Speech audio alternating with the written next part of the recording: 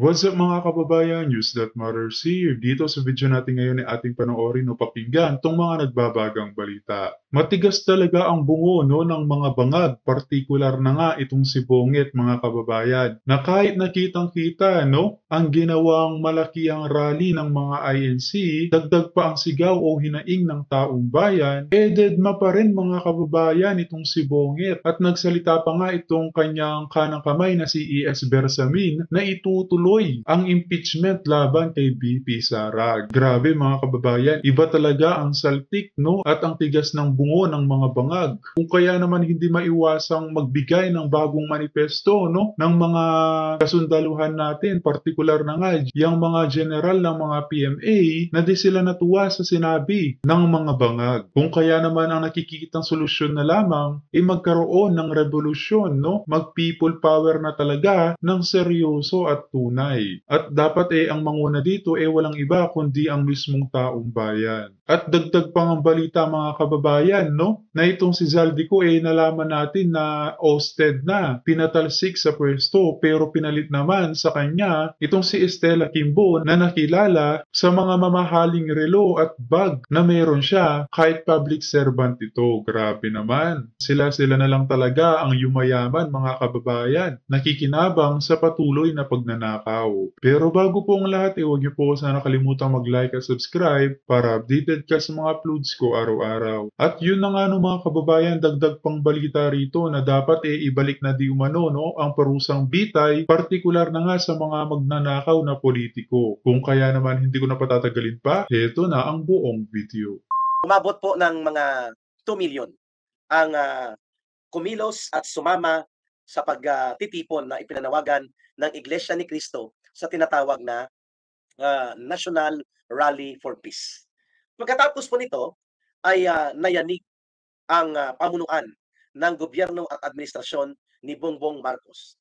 Nag-react muna si Martin Romualdez sa pamamagitan ng maniobra nila ni Sandro Marcos na kunwari ay nagkakaroon ng rigodon sa pamunuan ng mga matataas na komitiba at mga inner circle, at kung gamitin pa nila ang term inner sanctum nila sa pamamagitan ng pagdideklarang vacant ang posisyon ng committee chairperson para sa Committee on Appropriations, kung saan dito po dumadaan at dito kinakatay at dito ginugurgur at dito minumolde ang mga pangungurakot na mga pundong ilulusot sa budget na pinangungunahan ng Committee on Appropriations. At ang tinanggal, hindi naman niya inaamin pero unceremoniously ay yun talaga ang epekto.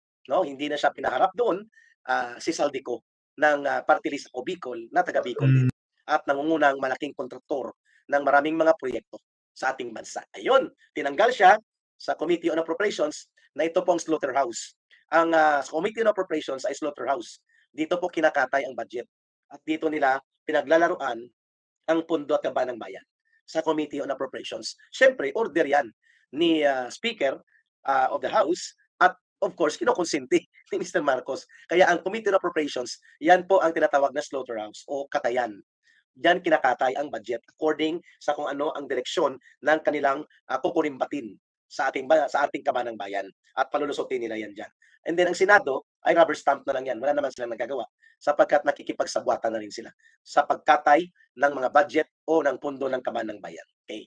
So, ito po ay isang daglian na damage control na ginawa ng pamunuan ni Martin Romualdez at pinadaan kay Sandro Marcos, no?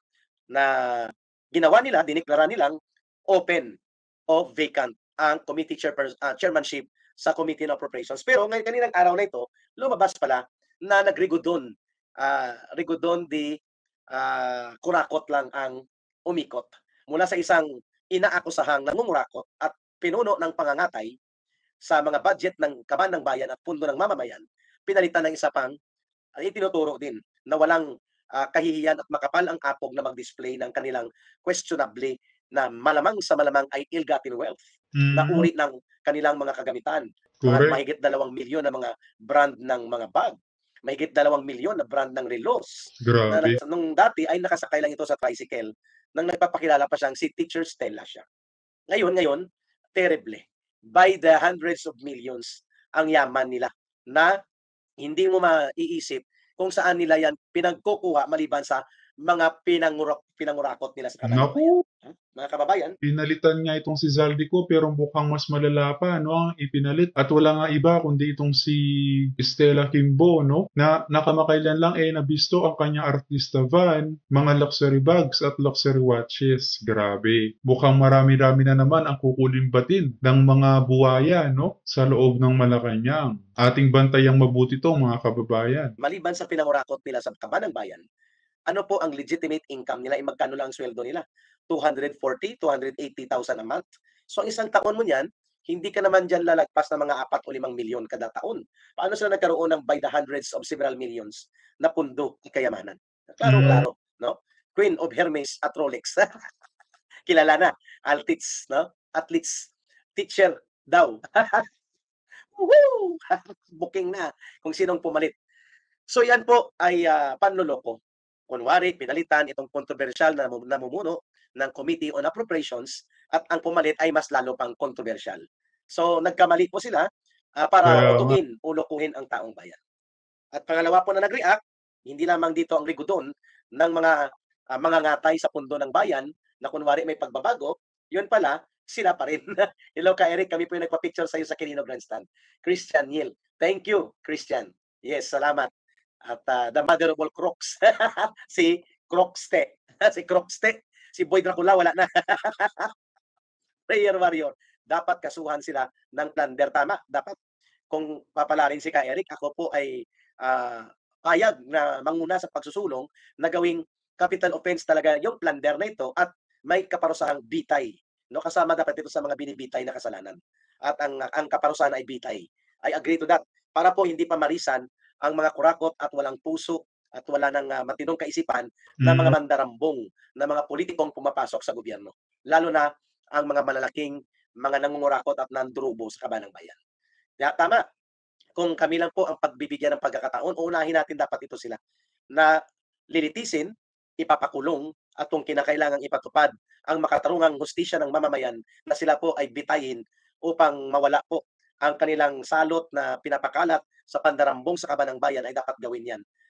Pero syempre, wala pa tayong existing ngayon na death penalty. Pero bukas po si Ka Eric personally na yan po ibalik on limited crimes like rape and murder, correct. kidnap or ransom, at pati po sa mga sindikato sa droga kasama po ang mga mangungurakot mandarambong. Sana nga ka Eric mabalik na nga yung parusang bitay eh. Marami sa taong bayan ang nagwiwika na agree sila, no, dito sa pagbalik ng parusang bitay na yan. At unahin na nga yung mga pulpul na politikong magnanakaw. Ano sa tingin nyo doon, mga kababayan? Pag-comment nga inyong opinion, no, sa ating comment section ng ating mapag-usapan. Sa kaban ng bayan ng mga politiko. Ayun. Good evening ka Eric watching from Oman. Pangalawang nag-react po si Lola Saba de Lima ninyo. Si Lola ninyo Laila de Lima, galit na galit sa pagkilos ng sambayanang Pilipino kasama sa Iglesia ni Cristo. Kahapon, sabi nila, aba, pinoprotektahan ng Iglesia ni Cristo si Sara Duterte na dapat yan ay impeach at tatanggalin sa kapangyarihan bilang pangalawang pangulo. Ha? Nag-iilusyon ka, Laila de Lima, sino ka para imando at insultuhin mo at tapakan mo ang sovereign mandate and authority given by more than 32 million Filipinos sa Vice President Sara Duterte. Ikaw ang Mm, dapat tanggalin diyan correct. sa pagkakalaya mo at dapat kang ikulong muli at managot ka sa mga kaganapan noon ng Tama. pagkalat ng sindikato sa droga sa panahon lalo na under sa pamumuno mo bilang Secretary of Justice ang New Bilibid Prisons and Bureau of Corrections. Ayun. So una siyang nag-react, galit na galit siya. No, kulang na lang ay maguramentado si Lula ninyo Leila de Lima. At sinamahan naman ni Sunny Trillanes, no, na mag-rally daw sila sa EDSA. So, alam naman natin na hindi aabot yan sa 2 multicab ang matitipon nila diyan, no? 3 tricycle. Da 3 multicab at 2 tricycle ang matitipon nila Laila de Lima at ni Trillanes sa EDSA na rally nila. Natawa tuloy si Ka Eric sa sarili kong pagbibiro. Yes, no, itong tinanggal daw na committee chairman ng Committee on Appropriations dapat imbestigahan, kasuhan at kung kinakailangan po ay mabulok sa kulungan. Tama. At pating Speaker of the House dapat nag-resign na rin kung hindi drama at gimmick ang kanilang mga ginagawa. Tama? So, maliban kay Lula ninyo Laila de Lima, nag-react natawa si Maita Pangilinan na ang pagtitipon ni Lula Laila de Lima at nila Trillanes sa EDSA sa darating na mga petsa nila ay tiyak hindi yan lalagpas sa 3 multicab at dalawang tricycle ang bilang ng atin.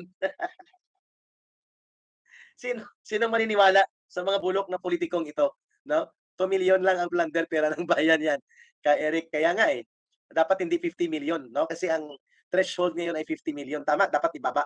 I agree to you, Roy Llanos, 'no? Dapat nga kahit 1,000,000 lang, na pagnanakaw sa kaban ng bayan ay threshold na para sa death penalty. At kung bababa sa 1,000,000 puwedeng hindi death penalty, pero kulong pa rin ng, mahaba-habang panahon. At Paano ba yan, Ka Eric? May mga bali-balita ngayon na may mga tumatakas na ng congressman, no? Kapag natalo sila sa darating na eleksyon, grabe. Dapat sa mga ito ay makasuhan, no? Makulong, mga kababayan. nag-react din po si convicted criminal at mukhang, sinisilaban na ang kanyang talampakan nitong si komunistang teroristang urban operative na si Franz Castro. Sabi niya ba, naglalakas-lakasan ng loob, itong si Sara Duterte dahil Hmm, kumilos sa Iglesia ni Cristo, kinakampihan nila. Akala niya, hindi yan mananalo, sabi ni Franz Castro. Tropa 'to, si lola ninyo, Franz Castro, dapat ihanda na rin ang banig nito upang siya po ay, itapon sa kulungan. Convicted po ito sa kaso na child abuse laban sa mga katutubong kabataang kanilang, itinakas kasama ni sa Turok Campo doon sa Talaingod, Davao del Norte. At may pending pa yata ito na abduction case maliban sa child abuse, 'no, or qualified, trafficking in person dahil mga minor de edad at kabataan po ang kanilang itinakas without the consent ng mga tribal leaders at ng mga magulang ng naturang mga kabataan at mga minor de edad galing po sa katutubong pamayanan ng mga tribo sa Davao del Norte sa Talaingod. Dapat tanggalin na din si Tambaluslos, tama, ano, kung may hiya pang hmm, natitira sa kanya, correct. dapat ang kanyang ginagawang pagyayanig, pangbubuliglig at paglulunsad ng mga kaguluhang pangpolitika sa ating bansa at ang nakakahiya at napakadelikadong pakikipagsabwatan nila sa CPP, NPA, NDF urban operatives ay more than enough reason na dapat ay tanggalin siya at paalisin na diyan sa pagiging Speaker of the House. Tama. Ayun. At dito sa video na 'to, mga kababayan, ay ating pakinggan, no, itong dalang-dalang balita ni General Macanas na kung saan ay nagsalita, no, itong mga PMAers generals ng bagong manifesto laban kay Tambalos Romualdez. Na ayun, mga kababayan, nalaman nila na sobra o excess, no, ang igagastos na pondo sa taong ito kung kaya't mangungutang na naman ang mga bangag na siyang di sinang-ayunan ng ating mga PMAers generals. Ating sabay-sabay na panoorin 'to, mga kababayan. Magandang araw mga kaibigan. Pag-usapan natin itong post ni Brigadier General Orlando De Leon. 14 hours ago, pinost niya ito. Sabi niya, Mr. Martin, blank, hindi ko na lang basahin kahit masama. Read this, basahin mo. So, isinare niya ang manifesto ng The Long Gray Lines. Ang Long Gray Lines, yun ang tawag sa mga PMA cadets and alumni. Yung pag magparada ang mga PMA cadets, yung uniforme kasi nila gray sa pantaas, puti sa baba. Kaya ang tawag, basta PMA ka, long gray lines. Okay? So, ito may bagong manifesto ang mga PMAers. Noong una, meron na naman I think that was November. Ito, panibago. Sinulatan nila, sana mabasa ito ni Speaker Martin Romualdez. Basahin ko The Long Gray Line. Dear Speaker Romualdez, we, the undersigned retired officers of the AFP and PNP, members of the Philippine Military Academy cadets and alumni, and members of UP Vanguard, and concerned Filipino citizens and taxpayers, are compelled to address you regarding pressing issues under your leadership as Congressman of the 1st District of Leyte and Speaker of the House of Representatives. We firmly believe that your actions or lack thereof have undermined the integrity of the Philippine government and disrespected the trust of the Filipino people. Mabigat yun. Yung ginagawa o walang ginagawa ng speaker, nalalagay sa alanganin ang integrity ng Philippine government. Tapos dinesrespeto ng Speaker of the House yung tiwala ng taong bayan. Okay, tuloy. So there are 4 points na ini-raise up ng mga PMA generals. First, under your leadership, the national government debt has ballooned to 15.89 trillion as of September 2024. Sa ngayon, umabot na ata ng 16.09 as of December. Despite this alarming figure, you have endorsed a 6.352 trillion budget for 2025, which exceeds the projected revenue of 4.64 trillion by 1.712 trillion. Such fiscal irresponsibility risks bankrupting the Philippine government and burdening future generations with insurmountable debt. So, Correct. mabigat na naman ito, fiscal irresponsibility. Ang income ng Pilipinas for 2025 is only 4.64 trillion. Ang budget, 6.352. So may budget deficit, mangungutang na naman ng 1.712 trillion. Okay. Mantakin nyo yan mga kababayan. Congressman pa lang yan si Tambalos Romualdez pero mukhang walang kaalam-alam sa kanyang ginagawa. Na ano yun mga kababayan, hayaan niya na tayo na naman ang magdusa sa pagbabayad sa mga utang o excess fund na ito. Grabe naman po yan. Paano pa kaya kapag naging presidente yang si Tambalos? Kaya magdalawang isip na kayo. So yan, ang unang issue, fiscal irresponsibility. Second issue. Second, 26.7 billion from DSWD's ACAP program was diverted for a people's initiative to amend the Constitution. This misuse of funds intended for displaced Filipino workers is not only unethical but a betrayal of public trust. Such acts, if true, demand accountability and transparency. So, ACAP. No? Third, the widespread corruption under your watch remains unaddressed. Up to 20% of the national budget is lost to corruption annually. This reality diminishes public trust in Congress, often referred to as the Philippines' biggest criminal syndicate. Your failure to champion reforms to eradicate corruption and restore credibility to the legislative body is deeply disappointing. Okay, so corruption naman ito. Yung second issue is ACAP. Yung first issue is fiscal irresponsibility dahil yung ginagastos natin sobra sa income. Nangungutang. Okay, fourth. Your extravagant spending have raised serious concerns. A multi-million-dollar donation to Harvard University, that's $2 million, and a 1.25 billion acquisition of 20% stake in EEI. Ano ba itong EEI? Are priorities that do not align with the struggles of ordinary Filipinos. Its existence underscores the need for greater financial transparency from public officials. Furthermore, your position as a close relative of President Marcos Jr. raises critical questions about conflict of interest and the erosion of separation of powers. This principle of checks and balances is essential to a functioning democracy. Yet, under your leadership, the independence of the legislative branch appears compromised. You have undermined the integrity of Congress. Your leadership of the Quad Committee has been marked by incompetence, which has shown a lack of respect for resource persons and their contributions. So, maalala ko, yung pinakulong nila si General Wilkins Villanueva, PMA class of 1988. You allowed criminal... Kaya dapat sa mga kasundaluhan natin, no, sa mga magigiting nating men in uniform, tumayo na po kayo. Gumawa na kayong hakbang patungkol dito. Nato pa rin ang manifesto nyo na butatain, no, patalsikin sa pwesto itong si Tambalos. ...and enemy of the state to get involved in the supposed honorable body of Congress. Such behavior is a disservice to the institution and the people it represents. So, yung nagpakulong kay General Wilkins Villanueva, ito yung sinasabi dito. In the light of these issues, we urge you to reflect on your actions and their impact on the nation. The Filipino people deserve leaders who prioritize their welfare, uphold integrity, and respect democratic principles. If you are unable to address these concerns effectively, we strongly believe that stepping down, ito na, resign na. Una, reflect muna, muni-muni. Pag hindi mo kayang ayusin ang mga concerns na ito, issues na ito, step down.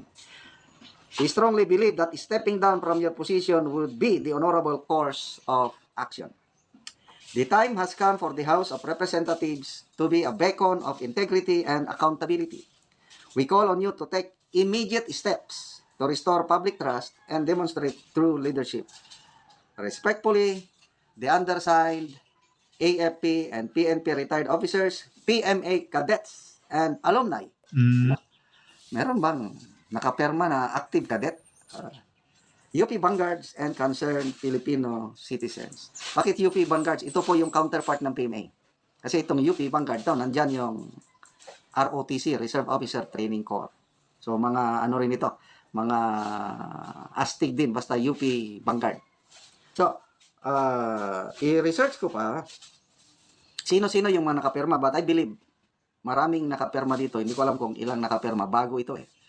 At, malala ko yung budget, yung 2025 budget, may yung manifesto calling for the president na ibalik ang national budget sa BICAM. Out of 193 na pumirma, 112 are PMA, AFP, PNP, and Coast Guard Generals. 112. Mabigat yun. Baka most likely, yung mga pumirma sa manifesto tungkol sa national budget, baka sila rin ang pumirma nito. So, nagiging active na po ang boses ng mga retired PMAers. So, sana mabasa ito ng Speaker of the House. Magbigay siya ng pahayag tungkol nito. Yung mga, may naunang open letter sa kanya nun, mga PMAers, Vanguards din ang pumirma. Kailang tahimik ang Speaker of the House. So, salamat sa mga PMAers, PMA cadets, and alumni, UP Vanguards na nagsasalita para sa taong bayan.